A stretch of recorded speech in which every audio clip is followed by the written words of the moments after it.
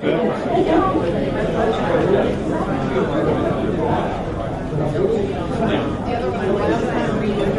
meeting is not officially going to start just yet, but we do have a candidate here that has another commitment tonight, and so I'm going to bring him up. How many of you have been watching all the confirmation hearings this week? How has our Senator Amy Do-Nothing been doing? The same. Well, we have somebody that we can vote in here on November 6th that will do a lovely job out there in Washington, D.C. Let me introduce to you Representative Jim Newberger. Thank you. Thank you very much. I know you're trying to tape this. I have a habit of moving a lot, so try to keep up with me here. Thank you. Jim Newberger, State Representative. How many of you were at the Pence Unity event that we had recently? A handful of you. Good. I had the honor to speak at that event. And what I spoke about, I've been asked to talk about again tonight. So some of you have already heard this, and if you have, great. But most of you haven't, so I wanted to share this with you as we move forward into the election season.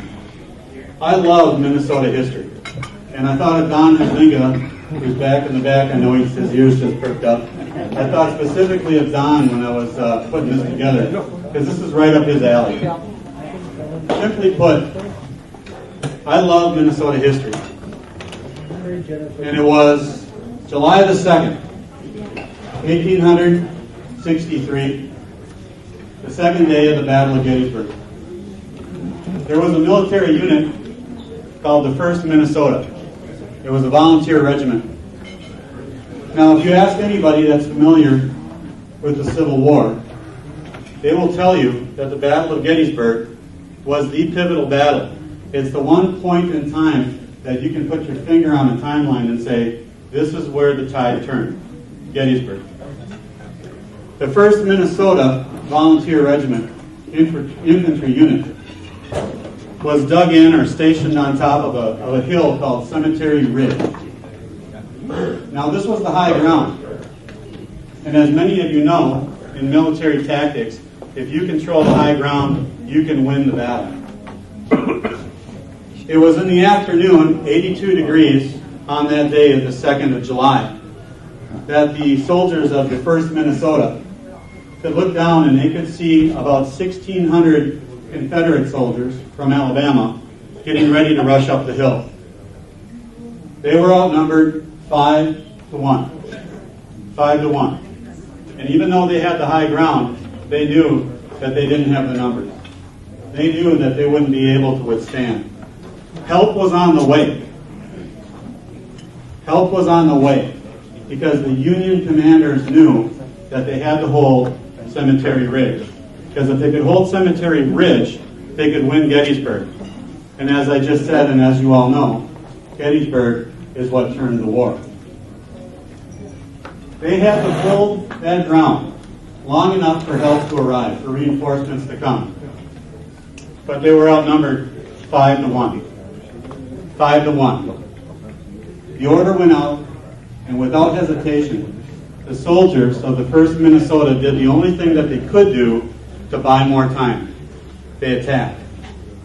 They charged down that hill into a firestorm of pain and death. In 5 minutes, 212 of the 262 soldiers of the 1st Minnesota became casualties, including their leaders. When it comes to military history for U.S. combat, no other unit has sustained that many losses in a single battle. Not even World War II. These soldiers did what had to be done.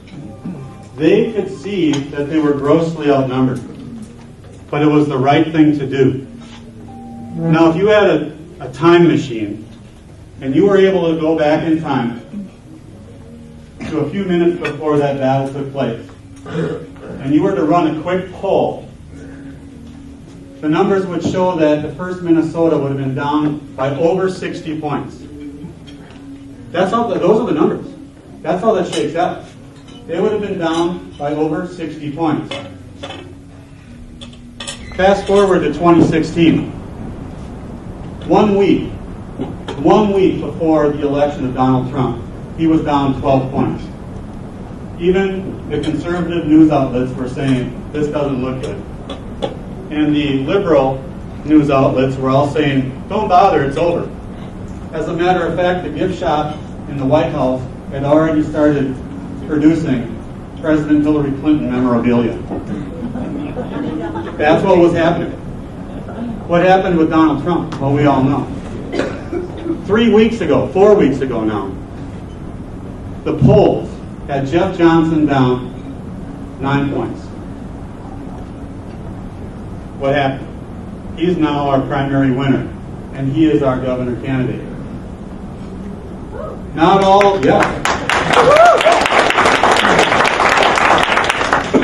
battles are fought on the battlefield. Some are fought at the ballot box. But they are just as pivotal, and they are just as important. This election that's coming up is a pivotal point in our national history. It is pivotal. It is just as pivotal as Gettysburg, because of the ramifications of what our future will look like is at stake. Never before have we been, in my opinion, at such a point in history. I know what kind of race I'm in. I know what I'm up against. But I'm going to give you another famous historical quote. Frankly, my dear, I don't give a damn about that. Now, some folks will say, you're in an unwinnable race. My dad had a word for that. It's called hogwash. You can fill in the blanks. When Senator Wellstone ran against Rudy Boswich, everyone said, you can't win. What's the point? You're just a placeholder on the ballot. Wellstone was outspent 6-1. 6-1. But what did Wellstone have? He had the better message. Folks, we have the better message. We hold the high ground. This is a winnable race. Is it an easy race? No. Was it an easy battle for the men of the 1st Minnesota? No, when only 47 of them walked away. And years after the battle, some of the men that were in that, some of the soldiers were interviewed, and every one of them said that they did not expect to live, but they did it anyway. They saved our nation. We can turn this state red this fall, but it's not just about turning the state red. It's about turning the direction that our nation is in, is going in. It's keeping the course. It's a national referendum against our president right now. Senator Klobuchar has been in office doing nothing, I repeat, doing nothing but obstructing our way of life. If you've been watching the nomination hearings, it only proves my point. Good timing for you, though. Yes, it's been very good timing because it shows her true colors. At the end of the day, she's been in office for 12 years. She wants 6 more. That's 18 years of what? Nothing. And the other point I'm going to leave you with is this. All of the debate and all of the dialogue and everything I've done, I've been studying this and going through this, and I've been on the campaign trail now for over a year. And I am convinced beyond a shadow of a doubt that the one thing Senator Klobuchar wants more than anything is to impeach our president. That's why my signs say protect Trump. That's why that says that, because that's the bottom line. I want to say thank you for being here. For those of you I know and my friends, God bless you. You are worth your weight in gold. For those of you I haven't met or I don't know, thank you for being here. There is information on my table. There's envelopes if you want to contribute. I said that money is not the only thing. Message is more important than money, but we do need to get the message out. Can we win this? You darn straight we can. You darn straight. And may we always be one nation under God. Thank you.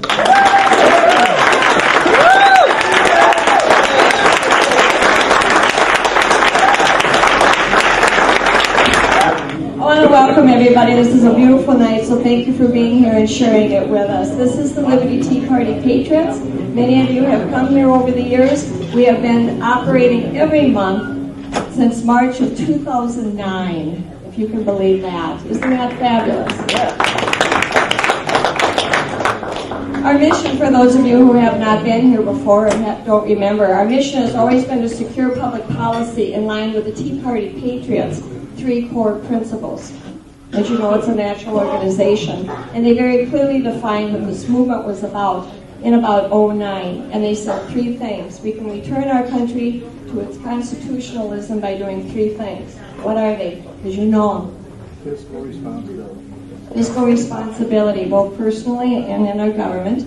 Number 2, we follow free market economics, and if we follow our limited constitutional government. And of course, this current day Tea Party movement started because of this right here. There's a reason why we have this up here. It's because we had strayed too far, and the masses started to feel it. It was wonderful, and we are doing great things. So this has always been our guideline to legislation and to candidate voting decisions. We've done this over the years by sharing our constitutional principles with others, by edifying and educating candidates, helping to write legislation. We have lobbied, we have run for office, but always, always, always we have stayed on track as to our original intent. It is making a difference, and it has gotten people politically involved like no other movement has. And that is a huge part as to why we are poised to turn this state on November 6th a big, beautiful color of red.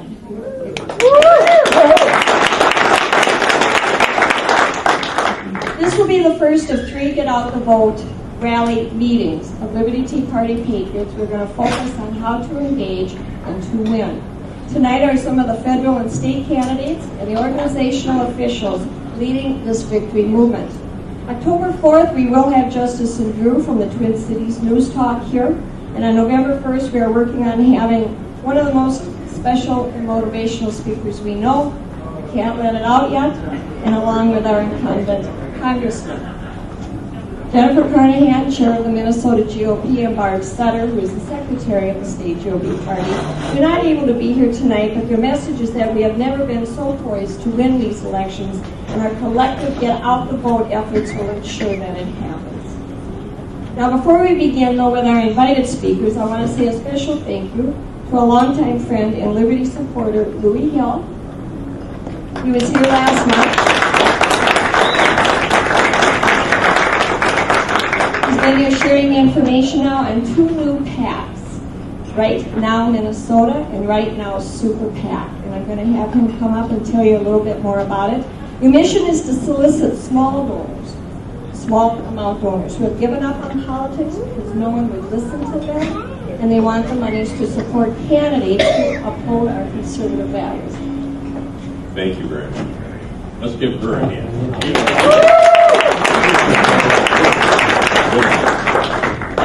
Just want to say thank you for those of you who have donated small donations. What we've been doing is asking for $5 a month, and sometimes get it 10. We don't want to go over $16.75 or $77 a month, because that gets you into the $200 a year category, which has to be reported. So we want to stay under that. Anyway, I wanted to let you know that we have begun a negative campaign for Keith Ellison's information. All right. And it's been going about 3 weeks. Been reasonably successful. I haven't had to boot too many of the liberals. But I did want to let you know that I have put flyers on the table. If you would like to go to Facebook, there's another way for you folks to help out, and that is that you can read what we're posting, and if you like and share, that will help get the data out to other like-minded people. And the more the merrier, actually. So that would be a great way of helping. And if you can spare $5 a month, that would be wonderful also. So just thank you all for what you are doing. Just really is appreciated. Thank you. Anyway, you'll be around throughout the evening, so if you want more information, feel free to talk to him. That would be great. Let's thank Jamie, our event coordinator. She's the cute little gal that comes out here and serves the food. We've got server Bethany. Thank you, Bethany, for all you do, too. They do a beautiful job setting up the event for us. This is such a nice atmosphere. You do such a nice job. Nancy Powell, you do a wonderful job setting up our entry table. Thank you so much. Thank you, Don Baumgartner, for your security efforts back there. You're running for city council, too. You'll have to tell people about that. Nancy is passing around our little blue donation bucket. Donations are the only means that keep us going, and we truly appreciate everything that you have donated in the past. Your generosity is always appreciated. It's amazing that we have stayed alive all these years. I think it's just fantastic. Just fantastic. You know, no one's effort is ever too small, and one of my favorite quotes is on the table. It's a handout. Some of you have heard me say this before, but this is what this Get Out the Vote is all about. Sometimes we wonder why we do what we do. We wake up and go, I can't do another day, but you know what? Yes, you do it every day because it's our duty. And this isn't over until we're all gone, and it's never going to happen. But I'd like you to follow along. This is a very inspiring quote that keeps me motivated and on track, and I want to share it with you. I am only one, but I am one. I cannot do everything, but I can do something. And I will not let what I cannot do interfere with what I can do. No effort is too small, folks. How many of you have heard of Edward Everett Hale? You know who he is? The last name kind of gives it away. He's the grandnephew of Nathan Hale, who on September 22nd, 1776, was hung by the British for his spine. And his famous last words were, I only regret that I have but one life to lose for my country. He was 21 years old, and it's very empowering. When you think about all the people that have given up their life to keep this going, this wonderful American experiment going, that we still have, we have so much to be grateful for. So let's begin. Tonight I'm going to introduce to you, I want to say something nice about you, David Pasco. David Pasco was elected Deputy Chair of the Republican Party in April of 2017. He's a former chairman and treasurer of CD5. He is a licensed attorney, certified financial planner, and lieutenant commander in the United States Navy Reserves. He's also soon to be a new father.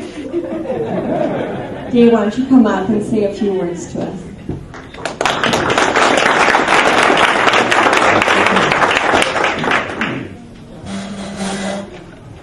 Hi, how are you doing? My name is Dave Pasco, and I know you normally expect political folks to be wearing suits and ties and all that stuff, and I've got a lot of swag on, but, you know, I think that everyone needs to be leading by example and going out there and wearing all of this candidate stuff in your yards and your cars and on your shirts and hats and all that. As much as you can do, you should be doing, because what happened on August 14th, just a couple of weeks ago? Everyone knows what happened. The primary win. It was the most awesome thing that I've seen, because you had Tim Pawlenty with a bucket of money and millions of dollars, and they were like, oh no, all this money was going to go, what's going to happen? And what did happen? Jeff Johnson, our other candidates on the local level, all the way up to the state party, people were working to make phone calls, do door knocking, lip dropping, and all of that stuff. And you think that money is important, and it absolutely is. You need some money, and Jeff has money, of course. But we were told that this wall of money was going to just wash over the grassroots, and there was nothing we could do about it. And Jeff Johnson didn't just win. How much did he win by? Remember? Yeah, I know, exactly. It's crazy, and it's amazing. And you know, that is what is going to carry us through November for Jim Newberger, for Jeff Johnson. And people saying, oh my gosh, what's going to happen with Tim Walz and all this, special PAC money and all that? Well, no, because we have us. We have the people that got Jeff across the line, that fought against a ton of money and won decisively, and we can do that again. So I'm Dave Pasco. I'm the Deputy Chair of the State Republican Party. There are some congressional district chairs here and some other officers that I don't want to take too much time up, because I want to give them a chance to tell about what they're doing in their areas. But greetings from the state party.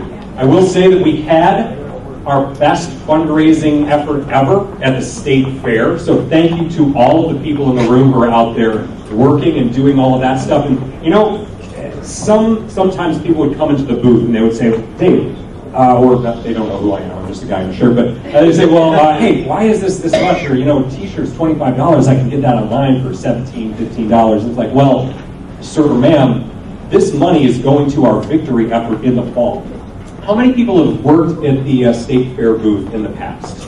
Okay. How many people have worked in the State Fair booth 3 years ago or prior? And a lot of folks. If you remember what the State Fair booth was a couple of years ago, we had a corn bowl, we had some candidate literature, a couple signs, we had a water fountain in the back.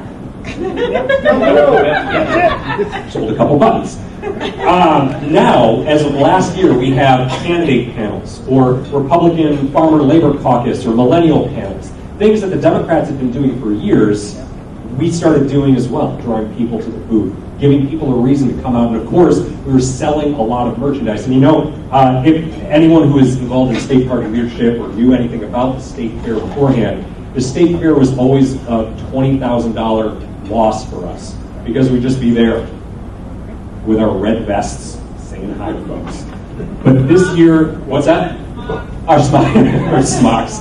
But this year, we had candidate literature, we had signs, we had panels, we had the water fountain in the back, and we had a merchandise sale which actually raised money to go out and get more door knocking, more lip dropping, and for people like Donna Bergstrom, you see the hey, how you doing? Good to see you.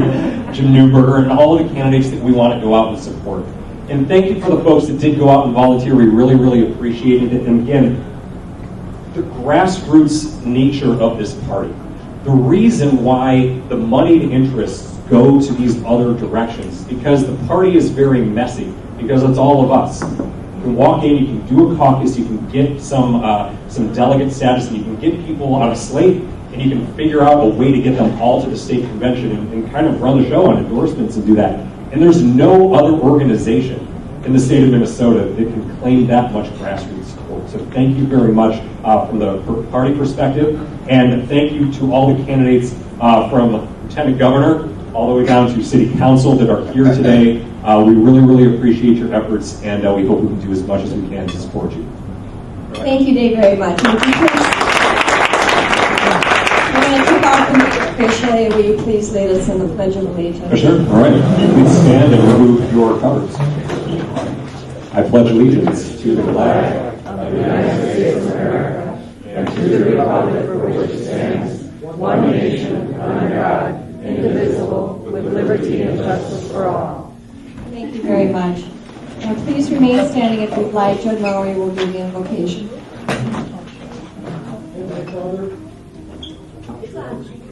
Heavenly Father, thank you so much for bringing us together and spreading the word of individual responsibility.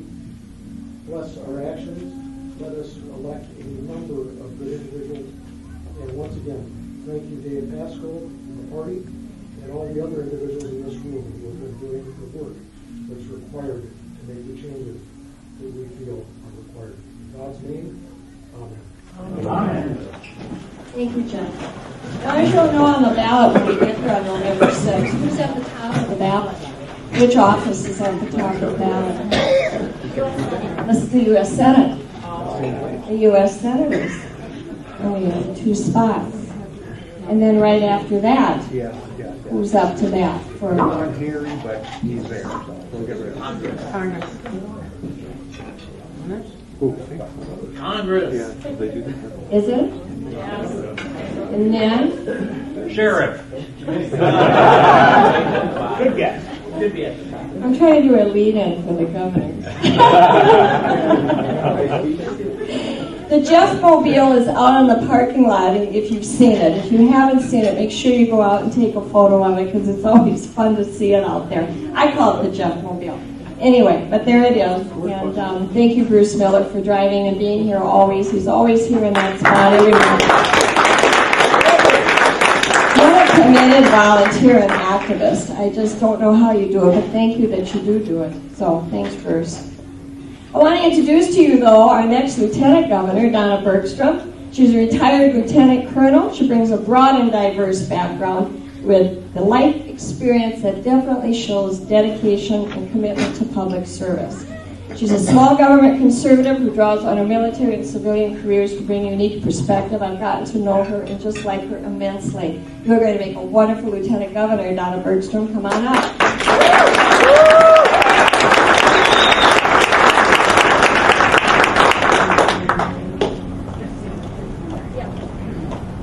Thank you, Mary. It's wonderful. It's wonderful to see everybody. What a great turnout. Lovely evening, so it's great to be here with like-minded individuals. It's wonderful. So on behalf of Jeff and myself, I just want to say thank you so much for helping all of us win the primary, because we all won together. It was the grassroots that pushed us over the top. So I just want to say thank you. Anybody that volunteered, made phone calls up and down the ballot, whether it was for our campaign or not, that's helping us drive out the vote, and we needed that vote. I want to thank you for taking time away from your family, friends, other volunteer efforts, anything that you are doing to commit to the campaigns. That's really important to us. We really appreciate it. And just want to say thank you for sharing your stories professionally and personally with people, whether you saw them at the doors or whether you saw them at the fairs, because they want to know why you are volunteering for this particular person. And that is a testament that none of the candidates can give. It's the volunteers that can give that story. So thank you for doing that. So thank you very much. Jeff is not able to be with us here tonight, but I'm so happy to be able to share some information with you. And Jeff is the right person at the right time. He is going to right the ship of Minnesota that has gone off the rails for the last 8 years.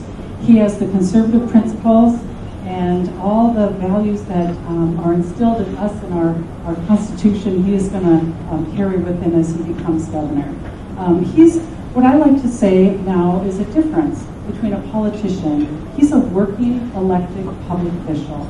And I think that's a big difference between somebody that's a politician, which you can see right through them. They're doing things for themselves, they're greasing their resume so they can move on to something higher.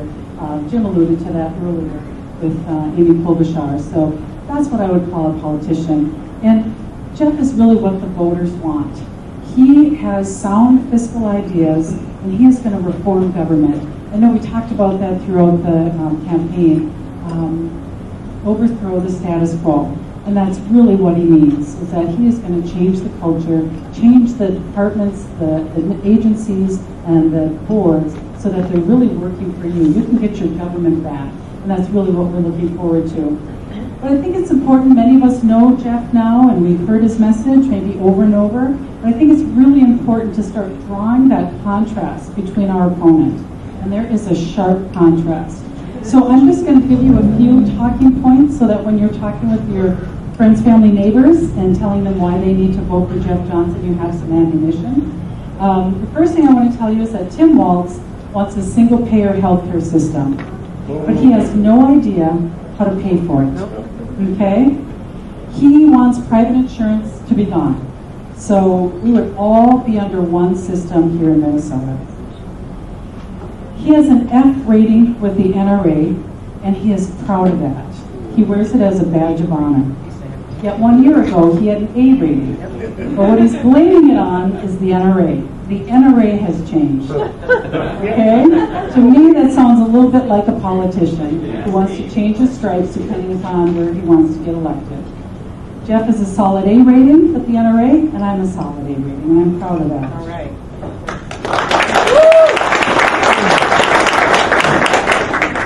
Tim Walz is proud to call himself a progressive.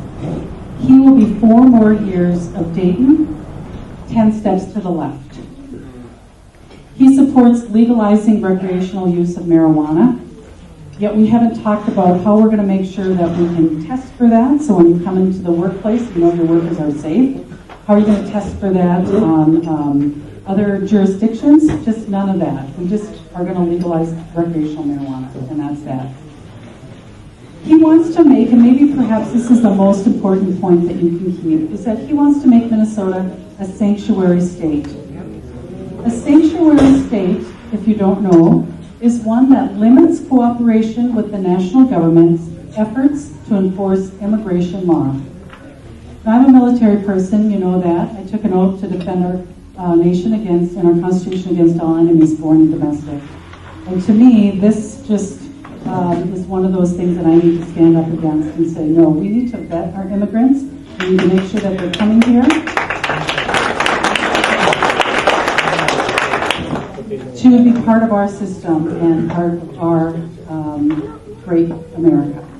So also, he has missed over 60% of his votes in Congress over the past year, but he has taken his full salary. How many of you have been able to do that? How many of you farmers were, just kind of not going out there and milking the cows, but, you're still taking your salaries? Or small businesses just didn't show up to work one day, and it just doesn't work that way. We know what happens. You need to show up to do your job if you want to take your full salary. The last thing I'll tell you is that he is making spending promises that we can't even keep track of how much these promises will cost. And it's really interesting that some of the outlets, the news media here, is catching on to that. And I think one of them is trying to keep track of how much all of these promises will cost us. It's going to be in the billions just for that health care alone. So those are some talking points. Again, that is a sharp contrast with Jeff Johnson, who is really the conservative. He's got the conservative message. And he knows that Minnesota people are tired of business as usual. Minnesota voters want a new direction. And Jeff is going to take us and lead us in that direction. So I just want to leave you with the thought of socialism, and that socialism measures its success by how much it takes from others. It requires sacrifice from others while the government giver grows richer. Okay? So the triumph of socialism is greater subjugation of humanity, and the will of the elites in power is served, not you and I. Our message then tonight is to remind you to go out and vote, and make sure that you get your neighbors, friends, and family to come out and vote as well. I think this election is critical. It'll spell out the direction we're going to be heading, I would say, for the next decade. If we lose it to the DFL, we're going to be lost to socialism. So thank you very much. Thank you for your activism, and thank you for being here tonight. Appreciate it.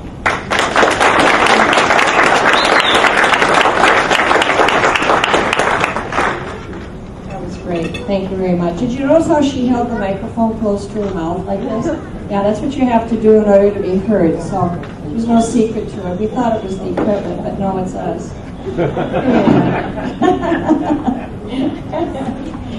We also have our National Committee woman, Janet Byhofer, and our National Committee man, Rick Rice, here tonight. Thank you, guys. Janet, why don't you come on up and say a few words? You are always so inspiring to us.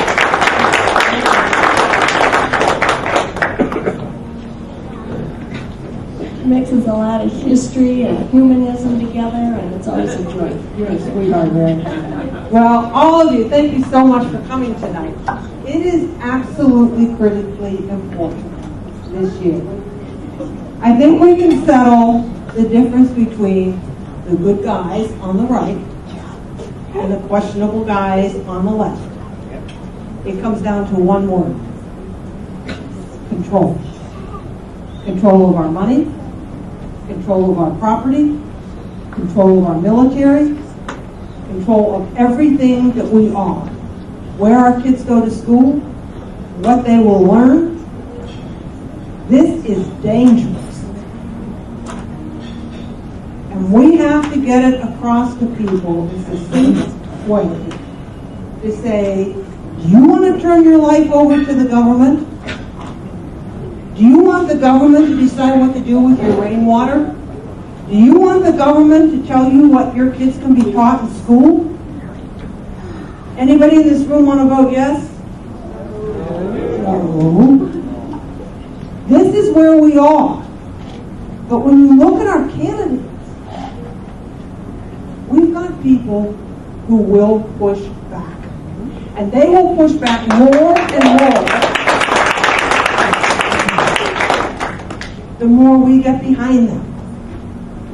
Donna's got a military background. That is phenomenal. There will be somewhere along the line funds coming in that way. We know Jeff is trustworthy, and when he says he will go after the swamp in Minnesota, which he hasn't used that word, but that's what he's going to do, he will. We cannot afford as a state to keep the messes that we have. But there will be a deep state within our state, too. And we have to understand that. One of the things that he'll talk to you about is an organization that is starting to push back against the juggernaut of the fundraisers for the Democrats. And I have already gotten emails. Amy's getting money from them. Gina Smith is getting money from them. Tim Walz he beats John Kerry on flip-flop. Come on. If you can go from an A to an F on the NRA, that's about as big a flip-flop as you can get. Just didn't study. And if you look at John Howe, the Secretary of State is what we've tied to elections. But the real job with Secretary of State is working with the business community and getting new businesses. And John Howe has his own small business and has worked for a national corporation. Gee, really? You know, that would make a difference that somebody can actually get help on the election side, but also on the business side. But it is absolutely critical that we have the governorship, because we cannot change. Now, a lot of you I met going through election stuff a number of years ago. I've been prohibited because of some RNC restrictions. That's too bad. But anybody who tells you that we have this wonderful election system is false. We have so many holes. And I will just give you an example of one. When the Help America Vote Act came through years ago, every state was required to have provisional ballots. And those are those ballots for people who register the same day. And then their vote does not count until they can come back within a week or two and prove that they lived where they said they lived. Guess which state got an exception to that rule? Which one? The have a rule, well, that's a bit. But the point is, we have so many people register on election day. I would bet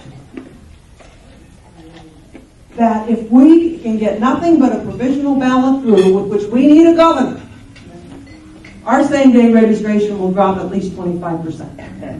And any of you who work in a poll understand what that means when you are a poll worker inside a precinct with 3,000 to 4,000 voters. That is absolutely key. We cannot get rid of it without the governor. And tied to Secretary of State was George Soros. And his first target was to get secretaries of state after the 2000 election. There's a little bit of history, but it ties into what we're up against this year. And he went after Minnesota, and he got Mr. Rich too. That was his first win. This year, he is after attorneys general. Doug Wardlow has got to win.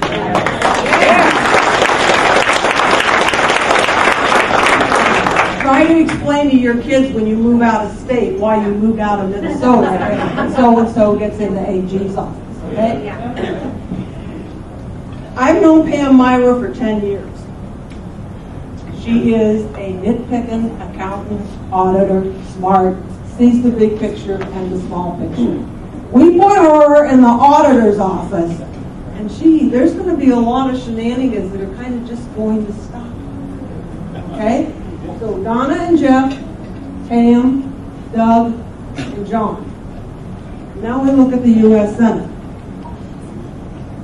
The opportunity to put two people from one state in the U.S. Senate at one point in time may have happened once or twice before.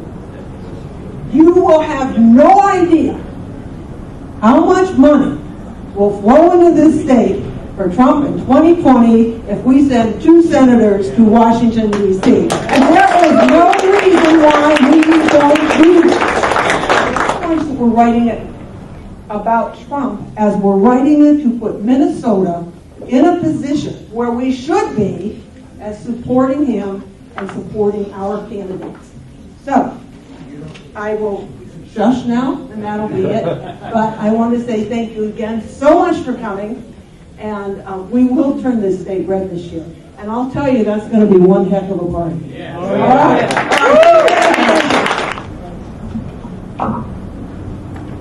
Let me introduce somebody special here who stops in every once in a while. Minnesota House District 41B, which includes Columbia Heights, there is no Republican candidate running. However, there is Tim Oots, who has been a longtime activist and candidate as well. He's running as an independent. There is nobody who knows our Minnesota or United States Constitution better than this man. You have worked long and hard over the years, Mr. Oots. Come on over and say a few words. He could use your help as well. Yes. Hello, everybody. We're having a blast. I could tell you stories for an hour of all the cool things that happened this year that haven't happened before. We have a lot of Democratic crossover. I'm talking about a lot, enough to win the election. Our opponent is so scared right now, she's actually running around with our senator trying to get her votes back. She's not doing very well so far. That's what she's trying to do. We just finished up our letter. I got 2 minutes, a minute and a half here. Okay. Anyway, here's our letter. We spent about 150 hours on this, getting it to the point that it is now. There's 4 letters in one other, actually. There's a letter to the Republicans, letter to the Democrats, letter to the Independents, and a letter to the non-voters. We didn't have enough money to send out 4 lit pieces, put them all into one to save money. This is still going to cost about $15,000 to reach the 17,500 households in our district.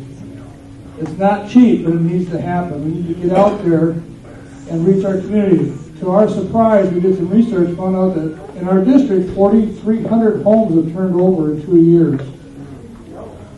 So we thought we had, everybody knew us, not everybody does anymore. So this is going to be a big issue for us to get out of.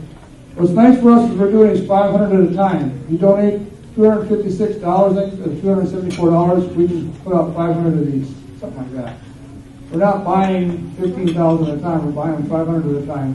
That helps us have control. If something happens in a district, some information comes out, we need to change these so we can change them. When you think small with big ideas, this is the kind of result you have. So I encourage you guys to support our campaign. Again, there's no Republican on the ballot. That's another long story. But again, you got a conservative candidate here, a Second Amendment. I like to carry my gun around. I forgot to bring it tonight. We had it last month. So I need your money. I need your support. People in Columbia, St. Anthony, Southern, Brighton, and Hilltop. Anybody you know in that area, tell them to vote, tell them to request yard signs, that kind of good stuff for us. Thank you very much.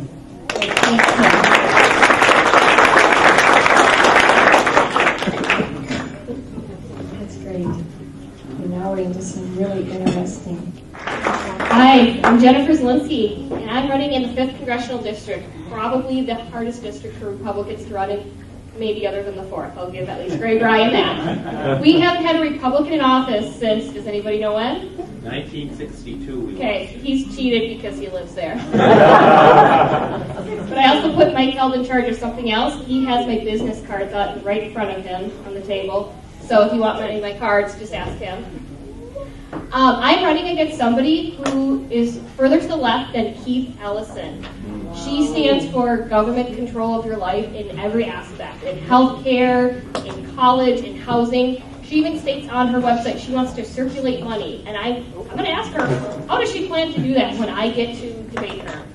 We're going to get to debate her because I'm going to hold her accountable to everything that she's saying. She's just so far left. I want to ask, how is she going to pay for this? How is she going to get government to do this? Especially when we can't trust government to do other aspects, everything else they do. This is just insane. And I can't do it without your guys' help. Jesse was just speaking about that. Social media is huge. We just heard about how much social media has an impact in elections. I'm going to need that help. I do have a Twitter and a Facebook account, everything I can get out there. But also money, of course, and that's going to help encourage everybody who comes out and door knocks with me, who lit drops with me, everybody who comes out to help me get out the vote. The other thing is, I'm going to work to reach every single Republican in the 5th Congressional District, especially those that only vote in presidential years. We've already heard every vote counts, and we know that, but that's going to get Jeff and Donna into the gubernatorial office.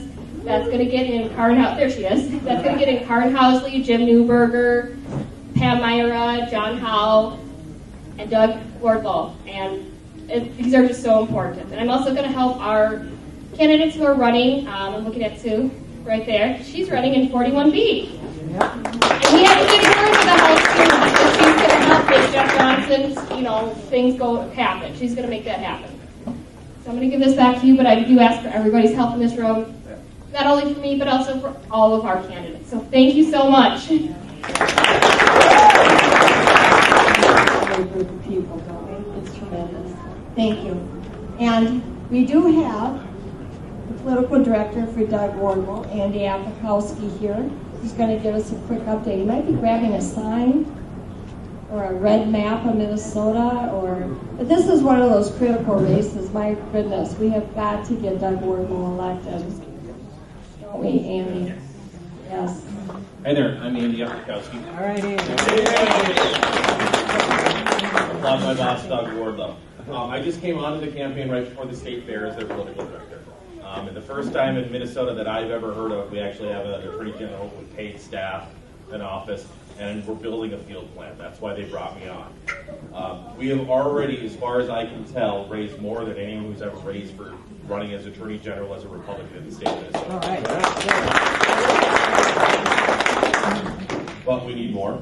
So I've set some donation envelopes by the door. Please take one and send us something, whatever you can spare. It's really important. You know who our opponent is. The difference could not be more clear. And I spent quite a few days at the state fair, and I can't tell you how many Democrats came up to our booth and said, I'm voting straight ticket except for Attorney General. I can't vote for he. So this is the best chance we've ever had to win Attorney General. We've never held it since we've gone partisan. So we really need your help. There's also some cards over there that's got our website. It just got redesigned and launched today. Please go on there, sign up to volunteer. We are building a statewide get out the vote operation and make sure that Republicans and independents don't skip the Attorney General race. There's always a lot of drop off from the top of the ticket, U.S. Senate, Governor. Not everyone votes for Attorney General, so it's really important, especially with early voting. People are going to be starting to vote on September 21st now. We need to make sure that they fill that out for Doug Wardlow for Attorney General before that. So please check out our website, Doug Wardlow, for DougWardlowAG.com.